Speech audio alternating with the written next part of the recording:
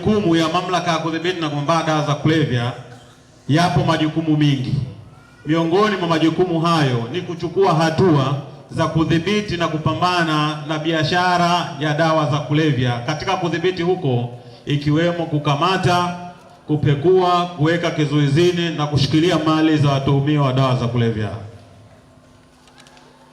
Kazi na uwezo wa mamlaka pia ni kuchunguza makosa ya dawa za kulevya na makosa yote yanayohusiana na dawa hizo.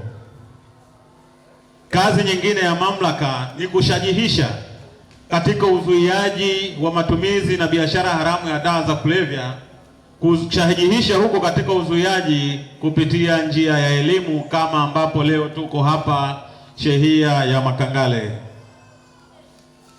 Kazi nyingine ya mamlaka hii ya kudhibiti na kupambana dawa za kulevya Zanzibar ni kuratibu kinga na marekebisho ya tabia kwa wale wote waathirika wa madawa ya kulevya. Tunafahamu kuwa kuna baadhi ya watu kwa rika tofauti, wakiwemo vijana, wazazi, wanaingia katika matumizi ya dawa za kulevya ama kwa kurubuniwa au kuingiziwa katika vyakula bila yeye mwenyewe kujua. Baada ya kuliona hili, serikali iliona kuna haja pia, pamoja na kudhibiti dawa za kulevya, lakini kuna watu kwa namna moja au nyingine wameshakuwa waraibu na wanatamani kujitoa katika matumizi ya dawa za kulevya. Kwa hiyo mamlaka hii ina kituo cha kinga, tiba na marekebisho ya tabia ambacho kipo Unguja Kidimni, kinatoa huduma za wale ambao wote wana nia ya kuachana na matumizi ya dawa za kulevya. Si hilo tu, katika kituo hicho kuna mafunzo ya amali, kazi za vitendo, ikiwemo ushonaji, fundi gereji, kilimo na ufugaji. Kwa yule mtu ambaye ameshakuwa mraibu na yupo pale anapatiwa programu ya kuachana na dawa za kulevya, pia anafunzwa ujuzi mbalimbali ili akitoka anakuja mtaani asiwe tegemezi. Kwa hayo machache, nipende kusema kwamba ni uwezo wa mamlaka ya kudhibiti na kupambana dawa za kulevya. Nikija kwa wajibu wa wananchi katika kusaidia mapambano haya, wajibu wa kwanza wa mwananchi ni kutoa taarifa za wanaojihusisha na biashara na matumizi ya dawa za kulevya. Njia mbili za utoaji wa taarifa kuu. Njia ya kwanza, ofisi hii ya mamlaka ya kudhibiti na kupambana dawa za kulevya kwa upande wa Pemba iko eneo la Chake Chake, eneo la Pujini. Kwa hiyo mtu ambaye ana taarifa, ikiwa ana uwezo wa kufika katika ofisi yetu, anakuja moja kwa moja, anapokelewa katika kitengo cha operation na intelijensia na kutoa taarifa hiyo na kisha kufanyiwa kazi. Njia ya pili, kama hauna uwezo wa kufika kutokana na umri wako, miguu hainyanyuki tena, unatumia namba 119. 119. Hii namba ni bure kabisa, na wengine wanasema hata kama hauna chaji mbali ya salio, wewe unatupata.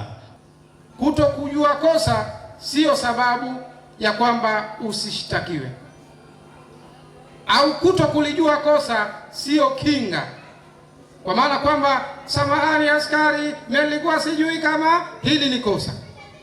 Hakuna utetezi wa aina hiyo.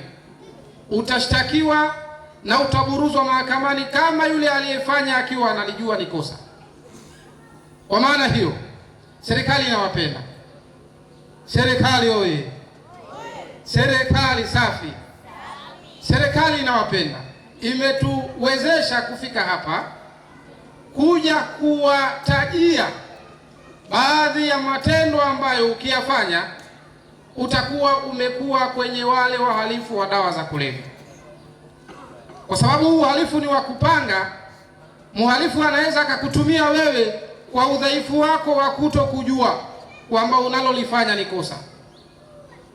Kwa maana hiyo, ndio tupo hapa kuelezana baadhi ya matendo ambayo ukilifanya automatically unaingia kwenye wahalifu wa dawa za kulevya.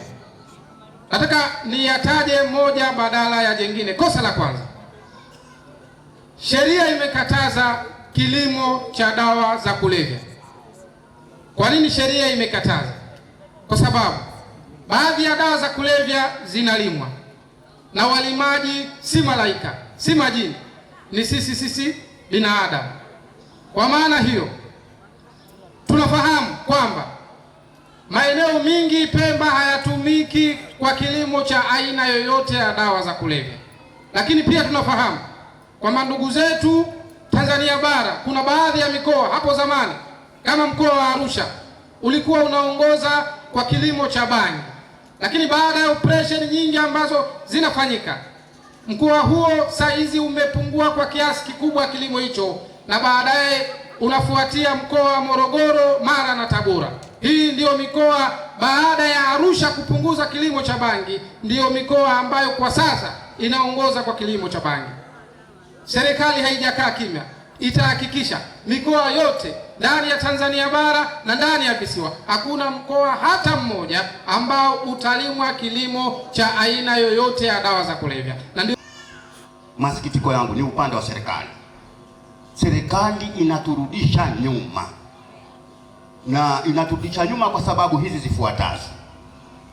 Sasa hivi watu wa Makangale hakuna hata mmoja ambaye ana ndizi, ana nazi, ana kuku, ana mbuzi, ana ng'ombe. Hayupo tena. Wewe ukimweka mbuzi wako au kuku wako au nazi zako na nini, ukija asubuhi tayari wewe unabakisha kilio, kimeliwa, umelia. Lakini sasa sisi kikosi hiki kilikuwa kifanya kazi kubwa sana sana sana mpaka kusimamia msitu wa Ngezi, na tumewakamata watu mbalimbali, tumepeleka polisi. Mkirudi mnapishana naye msituni, anakuambia wewe usinipeleka polisi, taniona basi. Sasa huku nyumbani huku ni tuhatarishia maisha. Sasa hili tujipange vizuri, tusipojipanga vizuri mtatupigisha mapanga viongozi. Ili nalisema kibayana kabisa. Tumetishiwa amani na walevi hivi. Mimi nataka muje siku yote mfike kwa masheha tu, wote walevi wawajiwa. Watoto wameathirika vibaya sana sasa hivi, ni walevi kiasi kikubwa sana.